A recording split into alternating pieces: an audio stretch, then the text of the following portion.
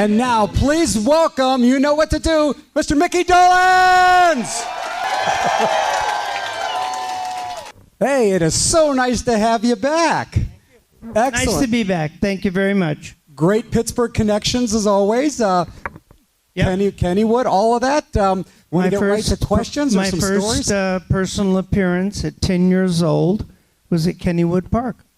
That's right. Yeah, it's true. I was on a press junket for a TV series called Circus Boy, and I had a pet elephant, and we brought the elephant cross country and me, and I opened for the elephant. That was my first gig, opening for an elephant. Yeah, it's true. Yeah. Kennywood Park. Well, before we get into the first question, Micky has a new album out called Dolenz Sings Nesmith. Oh, that's right. And I believe it is actually sold out on Amazon. Yeah, I bought all the copies. There you go. And he's got them at his table. And I have them in the trunk of my car, if anybody's interested.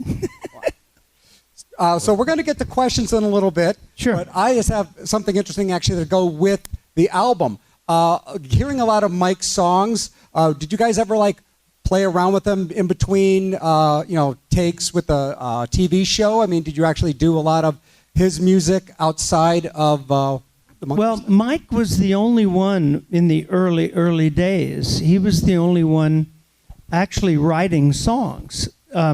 So when they cast us into the show, and we started rehearsing for the upcoming tour, and recording and whatever, we tended to rehearse with his songs because he was the only one really writing a lot of stuff.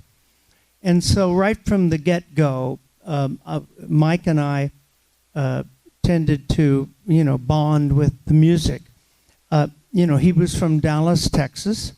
My mom was from Austin, Texas, and so we had that connection. I was brought up on Tennessee Ernie Ford and Sons of the Pioneers, and so I had that country western flavor in the house, and of course Nez did. And so when we started singing together, we sort of naturally fell into I call it the Everly Monkeys, and it was that typical country harmony. It's a third above the melody kind of thing.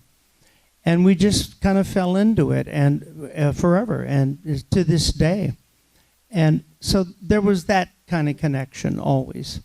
And then there was also the comedy. Nez and I both had the same sensibilities in comedy, like Monty Python and Peter Cook and Dudley Moore and stuff like that. So the album came about. I had a very... hang on one sec.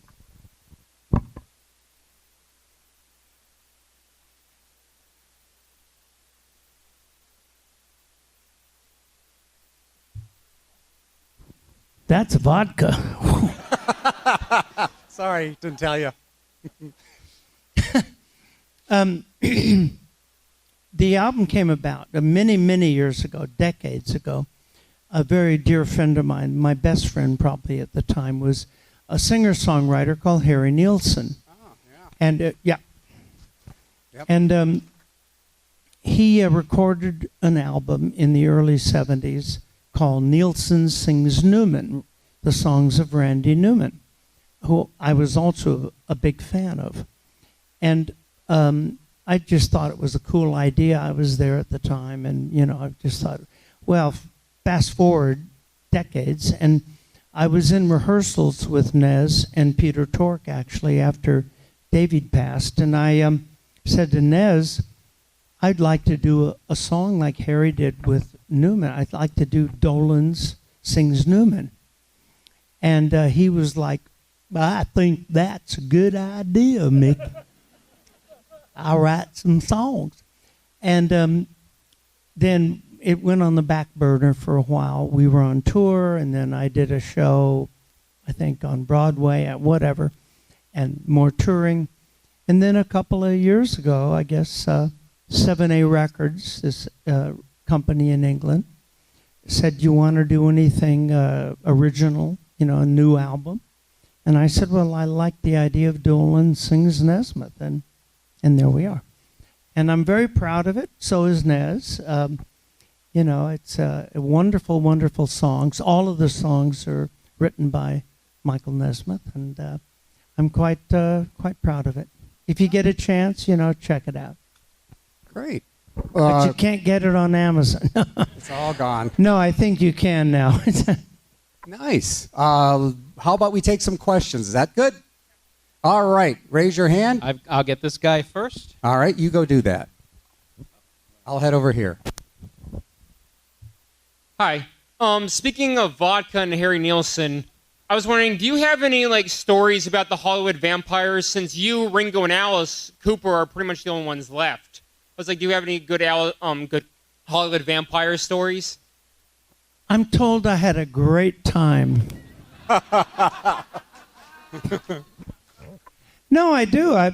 There's a little bit of an urban myth about it. It started out as Alice and I putting together a charity softball team. We Alice's idea, and we would play softball on the weekends and raise money for different charities. We'd play against other record companies or the fire department or the police department or something, and raise money and give it to the local charities. And then we would go to the Rainbow Bar and Grill and, party and drink and have pizza. But it started out as a softball team. Alice was very good. He pitched. Peter Tork was the best baseball player we had by far. He played. I think he played left field, if I'm not mistaken, or shortstop. And I played first base usually. And we would play on the weekend and then, go have pizza and beer. It was great. And if you ever see a photo, there's not many, but if you see photos of us in our little shirts, they're baseball shirts. And that's what it was a softball team. Okay. Question right over here on this side. Welcome to Pittsburgh, Mickey, first of all. Just wanted to ask kind of like a two-part question. The first one is, you mentioned Harry Nilsson. What other musicians or performers did you enjoy listening to when you all started with the Monkees? And then more to now, what performers do you enjoy or listen to now? Well, before the Monkees, I had other cover bands like Mickey and the One-Nighters, because it was one night. But it was cover tunes. But my propensity was towards rock and roll. My heroes, the people I listened to before the Monkees even were Little Richard, Fats Domino, Jerry Lee Lewis, Johnny Mathis, Sam Cooke. That kind of, rock and roll. And my audition piece for the Monkees was Johnny Be Good by Chuck Berry.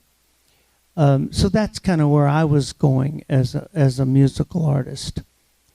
And during and after the Monkees, really, I never really, and to this day, if I listen to music in the morning, it's maybe classical guitar, Segovia, because that was my first instrument, was classical guitar as a kid. And then, Ella Fitzgerald, Frank Sinatra, that kind of stuff, in the afternoon at wine time. That's what I listen to, at the end of the day. Yeah. All right, we've got a question for you right over here to your left. Hi, Mickey. As a student of sociology and psychology, I'm fascinated with this whole new development of fame. It's a relatively new concept. development. And I just wondered if you could speak to what happens, when you guys hit in '66, you went into the stratosphere. I just wondered, could you speak to what fame does when a young person hits it really big when they're young? Oh, great question. Yeah. Well, it's always existed. I mean, these days with social media, of course, it's compounded. But I was a child star at 10, and I had my degree of fame. Nothing like you see today with social media. The fame part at the onset is not the problem. It's the post fame that where people can tend to have problems, and because it's tough enough, say, going through puberty at any age, but when you're like 10 years old and you're a child star and you're famous and everybody loves you, and then 2 years later you're a has-been, and it's that can be and tends to be what is devastating, and unless you've had some really solid parenting and guidance, that's the problem. It's kind of the post-fame thing when you aren't, why doesn't anybody love me anymore? And that's where we see my good friend Paul Peterson from the Donna Reed started a wonderful organization trying to tend to young child stars who, ended up not knowing what to do, where to go, and that maybe they didn't have good parenting. I was fortunate. I was blessed. My parents were pretty down to earth. I never grew up in that kind of environment. A showbiz kind of eyes and teeth, honey, eyes and teeth. I grew up in a pretty stable, environment, home environment. And after Circus Boy, they took me out of the business entirely, which was very smart. And I went back to school and ended up going to college, studying to be an architect. And I was in college doing architecture when the Monkey auditions came around, interviews. I was going to be an architect and fall back on showbiz if I couldn't make it as an architect. We got a question for you right here. You're next. So you were my very first heartthrob. I was 4 years old. I watched your show faithfully every single episode. I mean, my little heart would beat, okay? And so I would sit on the edge of my seat when somebody was chasing the monkeys or getting you guys into really tough spots. Did you guys do your own stunts, or did you have stunt doubles when you were trying to get away and solve these mysteries and stuff? I couldn't quite hear all that question. What was? You were her heartthrob when she was 4. No, did the monkeys have any stunt doubles when you were being chased by villains or getting into scrapes? Oh, very, very seldom, because most of the stuff was not, life-threatening. It wasn't, John Wick kind of stuff. No, very seldom. There were a couple of occasions when the producers deemed that it was a little bit too dangerous. But I had, stunt doubles in Circus Boy for the same reason. When the producers said, we can't take a chance that the star, the lead, gets hurt. And that's usually when you do that is only when it's potentially so dangerous that somebody could get hurt. But very seldom in the silly romps and the stuff running around and running around backwards at double speed. That was really hard to do because they didn't have that trick in the camera at that time. You had to really run around backwards very fast. It was very difficult. We trained for that. Yeah. A question on this side of the room, right here. Do you ever get sick and tired of talking about the monkeys, or is that like? Do you have like very fond memories of that period in your life and career that you're more than happy to talk about it with younger generations, like you wear it like a badge of honor? I totally get sick and tired of it. There, you happy? You know, that's a good question, actually, because it can get redundant, you know, telling the same stories over and over. But, you know, over the years, if it's amongst people that appreciate, you know, really appreciate it, and it's not just lip service, then no, I don't mind. I don't mind at all. I don't mind something like this where everybody has done their homework, presumably. The time when I do when it does bother me is when I'll be interviewed by someone and they'll say, well, when the group, you know, when you had the group and they got the television show, what was that like? And I'm like, so then I have to explain the whole genesis, you know, of the monkeys, you know, phenomena, whatever you want to call it. But no, basically, I don't mind, you know, when people like appreciate it and stuff like that. And a question right over on the same side. Hi, Mickey. First, I do have very fond memories of the Monkees. I was 4 years old when it first aired, and I always wondered whose idea was it that came up with the concept of the Monkees and you know, the backstory. Sure. Well, briefly, I mean, you can get this on Wikipedia, so I'll be brief. It was a television show, a sitcom, created by Bob Rafelson and Bert Schneider.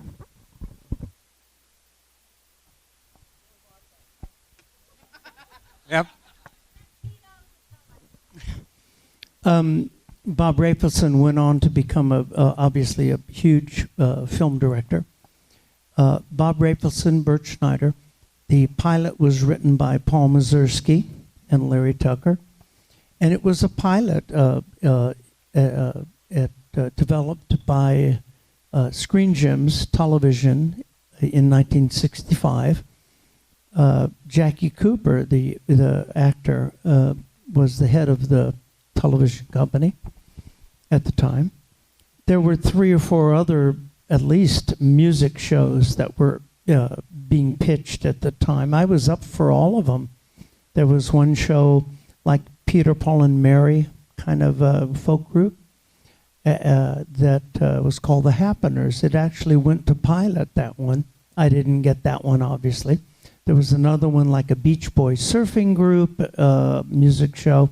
There was another one like a big Mighty Wind, you know, the big folk family thing with 30, you know, people.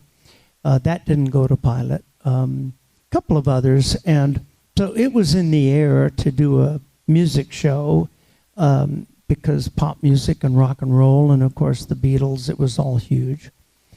And the Monkees was one of them. And I went up for it. I went for my audition, interview, and then another one, and then another audition and interview, and then musical. You had to be able to sing and play to get in through the auditions. It was extensive, much more than a normal television series, because usually you just read a few lines from a script and maybe have a screen test. But this was a little quite more elaborate. And eventually my agent said, you got the pilot. I didn't even quit school. I was in college doing architecture, and I knew that pilots don't usually sell most of the time. So I just stayed in school. I took a couple of weeks out to do the pilot, and then when it did sell, I quit school. And the rest is history. Okay. Got a question for you straight ahead here. So I do remember your show, but I only remember watching the intro, We Are the Monkeys, and then I turned it off because, I don't know, I was little and Godzilla was probably on. But I always heard, maybe you can finally answer, I always heard that the Monkeys were supposed to be a play off of the Beatles, as if it was kind of not a joke, but it was supposed to be not Beatles, but the same thing. Was that true, or is that What's just the a rumor? question? I'm sorry. Well, okay, so the question is, the Monkeys, I understand, were supposed to be like a joke to the Beatles. No, that's not true. The Monkeys was a television show, not a group. It was a television show about a group, imaginary group that actually didn't exist except on the set. But it was about a group that wanted to be the Beatles.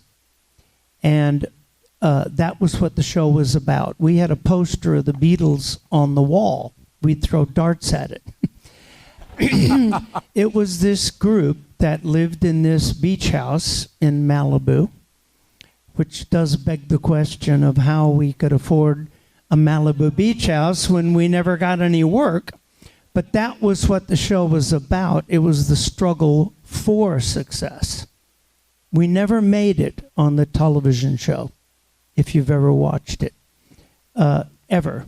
But the Monkeys were always trying to get a record deal, trying to be famous, trying to get a hit, and that's what I think had a lot to do with why it was so endeared by all the kids around the U.S. and the world that were doing the same thing in their basements, in their garages, in their bedrooms, playing and trying to be the Beatles or whoever. Mm-hmm.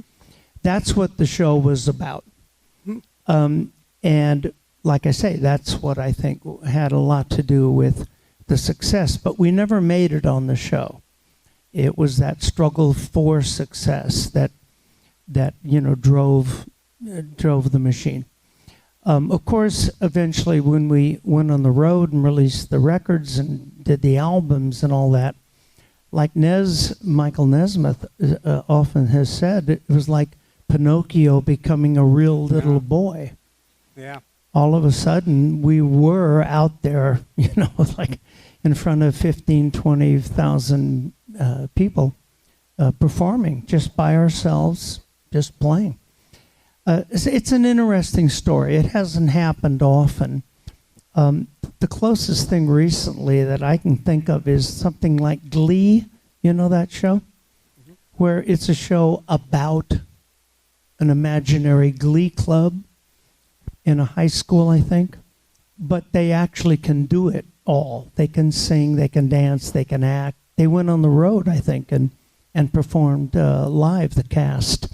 If you think of the Monkeys as a cast of a musical, it makes a whole lot more sense. On the TV show, you had a lot of really great guest stars. One in particular I really got a kick out of when Hans Conried was on the show. You seemed to really frazzle him. Hans Conried. Oh, yeah. Yeah, that was, they had encouraged us to be very spontaneous and improvisational. We took improv classes because they wanted that feeling of improv, which was really unheard of at the time in television or movies. You didn't improv. You read your lines. You learned your lines. You came in, you did your scene, you went home. But they had encouraged us to have that 60s, improv kind of spontaneous feeling. Jim Frawley, who ended up directing a lot of the episodes and won Emmys for it, he had come out of Second City with Mike Nichols and Elaine May.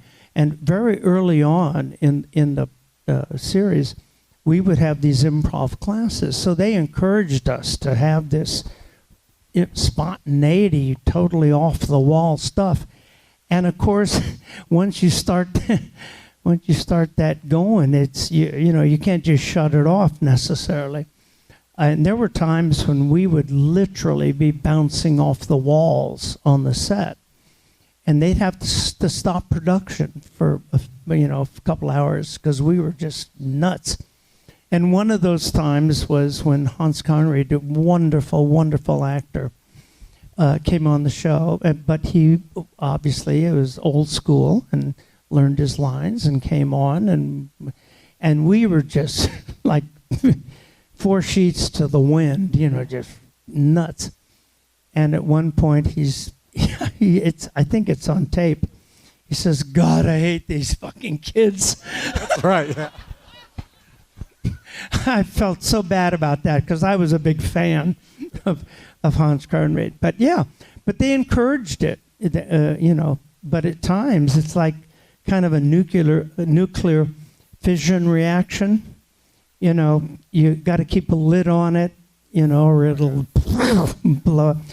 But if you put too tight a lid on it, it burns, it goes out, and nothing happens. So it's kind of maintaining this balance like in a pressure cooker. And that's what it was like filming that show. It was pretty crazy. All right, we got a question for you right here in the second row. Does the Monkey Mobile still exist, and do you know where it's at?